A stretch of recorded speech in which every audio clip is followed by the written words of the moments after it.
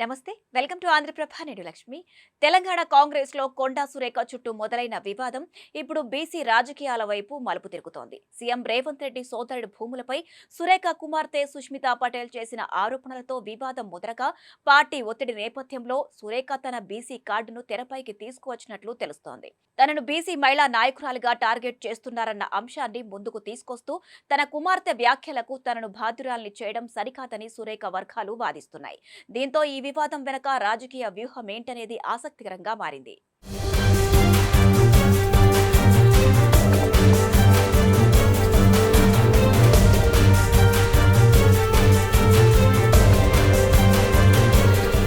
తెలంగాణ రాజకీయాల్లో మంత్రి కొండా సురేఖ చుట్టూ మొదలైన వివాదం ఇప్పుడు కేవలం కుటుంబ వ్యవహారంగా కాకుండా బీసీ రాజకీయాల వైపు మలుపు తిరుగుతోందా అంటే అవుననే సమాధానం వినిపిస్తోంది. సీఎం రేవంత్ రెడ్డి సోదరుడి భూములకు సంబంధించి కొండా సురేఖ కూతురు సుష్మితా పటేల్ చేసిన ఆరోపణలతో ఈ వివాదం మరింత ముదిరింది.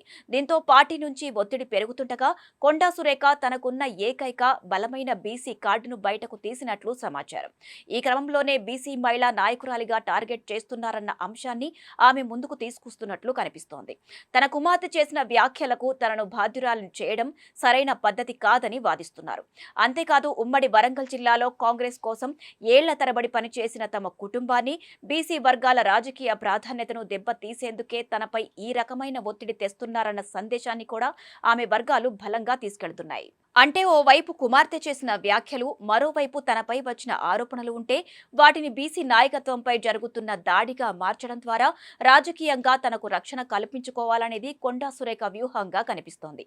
అయితే ఈ బీసీ కార్డు ఆమెను మంత్రి పదవి నుంచి కాపాడుతుందా అంటే ప్రస్తుత పరిస్థితుల్లో అంత ఈజీగా కనిపించడం లేదు.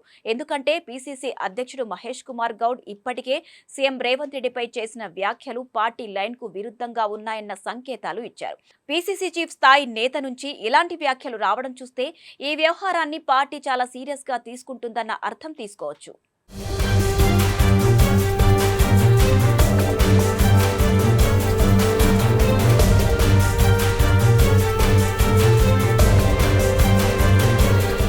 ఇక సీఎం రేవంత్ రెడ్డి కూడా ఈ వివాదాన్ని వ్యక్తిగత స్థాయిలోనే ఉంచకుండా పార్టీ క్రమశిక్షణకు సంబంధించిన అంశంగా మార్చడంలో సక్సెస్ అయ్యారు.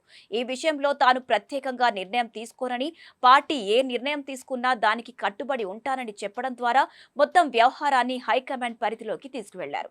అదే సమయంలో రేవంత్ రెడ్డి అనుకూల ఎమ్మెల్యేలు సురేఖపై చర్యలు తీసుకోవాలంటూ బహిరంగంగా మాట్లాడడం కూడా ఈ వివాదం తీవ్రతను పెంచింది. ముఖ్యంగా సీఎం కుటుంబంపై నేరుగా ఆరోపణలు రావడంతో పార్టీ నాయకత్వం దీనిని తేలిగ్గా తీసుకునే పరిస్థితి లేదన్న సంకేతాలు కనిపిస్తున్నాయి. అయితే ఇక్కడ మరో కీలకమైన అంశం ఉంది. తెలంగాణ కాంగ్రెస్ లో బీసీలకు ప్రాతినిధ్యం లేదన్న విమర్శలు రాకుండా ఉండేందుకు ఇప్పటికే మహేష్ కుమార్ గౌడ్ పీసీసీ అధ్యక్షుడిగా ఉన్నారు. కాబట్టి కొండా సురేఖపై చర్యలు తీసుకున్నా అది మొత్తం బీసీ వర్గాలకు వ్యతిరేకంగా తీసుకున్న నిర్ణయంగా పార్టీ చూపించాల్సిన అవసరం లేకుండా పోతుంది.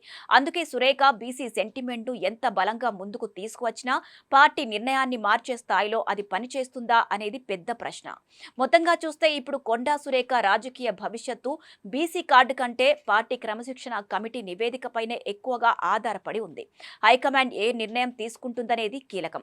సురేఖకు ప్రస్తుతం కనిపిస్తున్న ప్రధాన మార్గం తన కుమార్తె చేసిన వ్యాఖ్యలను పూర్తిగా ఖండించడం, పార్టీ నాయకత్వంతో వివాదాన్ని మరింత పెంచకుండా వ్యవహరించడం, అవసరమైతే సీఎం రేవంత్ రెడ్డి పీసీసీ నాయకత్వానికి వివరణ ఇవ్వడం, లేకపోతే బీసీ సెంటిమెంటు ఎంత బలంగా వినిపించినా పార్టీ క్రమశిక్షణ విషయంలో కాంగ్రెస్ నాయకత్వం వెనక్కి తగ్గకపోతే మంత్రి పదవిపై వేటుపడే అవకాశాలు లేకపోలేదు.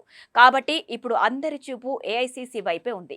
కొండా సురేఖను కొనసాగిస్తారా లేక కేబినెట్ నుంచి తప్పిస్తారా అన్నది తెలియాలంటే పార్టీ తుది నిర్ణయం వచ్చే వరకు వేచి చూడాల్సిందే.